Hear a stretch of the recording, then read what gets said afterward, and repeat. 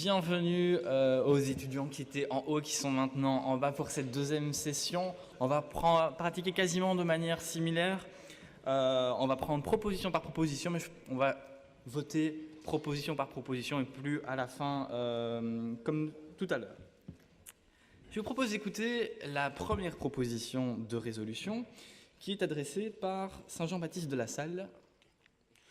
La présente proposition de résolution vise à contribuer à l'amélioration du système représentatif des citoyens au pouvoir par les partis politiques en Belgique dans une société où on assiste à une perte de confiance généralisée. Puis, pris sous cet angle, il est constant de croire qu'il devrait travailler pour le peuple, mais il est regrettable de constater que ceux-ci parvenus au pouvoir oublient leur programme. Nous formulons dès lors trois demandes claires au gouvernement de Bruxelles-Capitale afin que la Belgique se montre à la hauteur des pays qui font primer les idéologies de la population. Tout d'abord, nous demandons aux partis politiques de faire un programme politique clair. Ensuite, nous demandons plus d'espace à la nouvelle génération de toutes les catégories sociales dans les listes électorales. Chaque parti politique devrait préparer une nouvelle classe dirigeante, porteuse des problématiques de la nouvelle génération et liée aux diverses classes sociales, et faire partie de la liste des candidats. Enfin, nous demandons au gouvernement belge de créer des salons d'échange ouverts à la population afin de connaître leur degré de satisfaction pour redonner par ailleurs confiance aux citoyens. Merci. Vous demandez que les partis politiques émettent qu'ils émettent un programme politique précis. Mais en fait, ce n'est pas possible qu'un parti politique émette un programme précis, étant donné que au moment où le parti politique prendra pouvoir, il n'y aura jamais la majorité et il y aura encore des décisions à prendre avec d'autres partis. Et du coup, ça ne pourra jamais... le programme n'aboutira jamais, en fait. C'est ça que... Allez-y. Je suis d'accord avec ce point de vue, mais alors ça veut dire qu'on continue à avoir des programmes politiques assez compliqués et donc pas accessibles à tous. Et donc même si la finalité va être de ne pas forcément pouvoir être dans la capacité de respecter ce programme politique, le fait qu'il soit simplifié pour être accessible au plus grand nombre est, à mon avis, une bonne chose.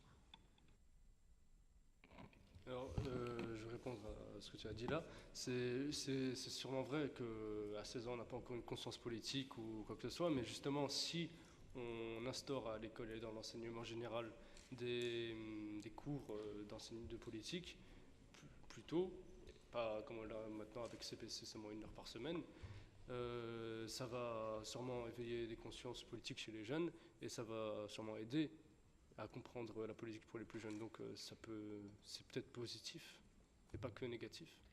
Et en fait, voilà, je rejoins aussi ce qu'il vient de dire. En fait, le fait qu'il y ait un vote à partir de 16 ans, qui sont pour le vote à partir de 16 ans, aussi, moi je trouve ça quand même assez important parce que il faut aussi savoir que cette génération-là, actuelle, elle a une grande maturité, elle est en train de mûrir beaucoup plus rapidement par rapport à ces 10 dernières années et que on va... en tout cas, moi, ce que je remarque actuellement dans certaines écoles, c'est que même des jeunes à partir de 14-15 ans, ils ont déjà une certaine conscience politique et aussi, pas aussi importante que d'autres, mais il y a aussi un certain éveillement. Moi, je trouve ça dangereux parce que la maturité d'une personne de 16 ans est quand même assez inférieure qu'une personne de 18 ans. Et c'est une partie de la population qui pourrait être plus encline à aller à adhérer à des partis qui font de la démagogie, qui promettent la lune, en fait des partis assez extrêmes, que ce soit de droite ou de gauche, et n'ont peut-être pas le même recul qu'une personne qui est adulte. Et quand on a des droits, on a aussi des devoirs, donc ça veut dire que s'ils accèdent au droit de vote, ouais, comme la personne a dit, ils peuvent être jugés comme des adultes, peuvent aller en prison. Et je pense que c'est quelque chose, une fausse bonne idée qui pourrait entraîner des conséquences assez néfastes et assez injustes pour ces personnes qui ont une maturité inférieure que des adultes. Donc, suite aux dizaines de milliers d'étudiants qui ont manifesté dans les rues il y a quelques mois pour le climat, nous formulons dès lors une proposition claire au gouvernement de la région Bruxelles-Capitale.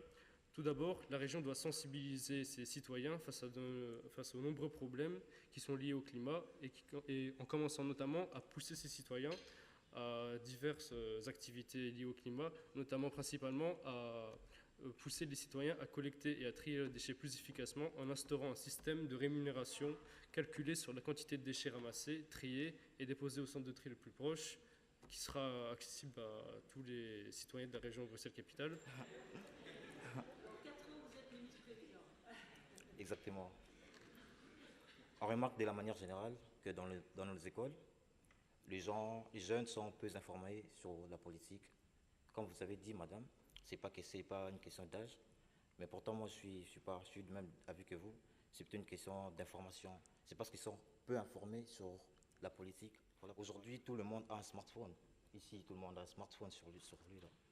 On pourra, dans le smartphone, dans les réseaux sociaux, il y a des publicités qui se déroulent. On montre des publicités, des brefs délais en fait. On pourra utiliser ça aussi pour notre avantage, pour informer aux jeunes qui puissent savoir où va la politique, qui puissent savoir qu'est-ce qu'est la politique. Je trouve ça très intéressant d'informer les jeunes à propos de la politique parce que je trouve qu'il n'y a pas assez des informations par rapport à ça, de façon que les jeunes puissent comprendre c'est quoi et pouvoir s'intéresser. Parce que je trouve qu'on ne s'intéresse pas assez, parce qu'avant de parler de ça ici, on ne s'intéressait pas vraiment à la politique. Avant que notre école nous propose tout ça, on ne s'intéressait pas du tout, on ne savait même pas où ça se passait, etc. Et je trouve que c'est très intéressant dans le pub, par exemple sur YouTube, etc., mettre des informations, etc., où on peut s'intéresser, où il y a des cours, pour que plusieurs personnes puissent s'intéresser.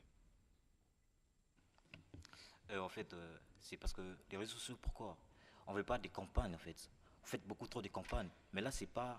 Ce que vous avez commencé à montrer, ce ne sera pas des campagnes. Mais ce sera plutôt comment fonctionne la politique. Parce que là, vous ne faites pas ça. Vous faites des campagnes, oui, bien sûr, mais c'est trop, ça. On ne veut pas de campagne, nous. Nous, on veut savoir comment fonctionne le système politique belge. C'est ça qu'on veut. Je pense que c'était le dernier point. Merci beaucoup pour votre participation. Merci pour votre travail, vos résolutions.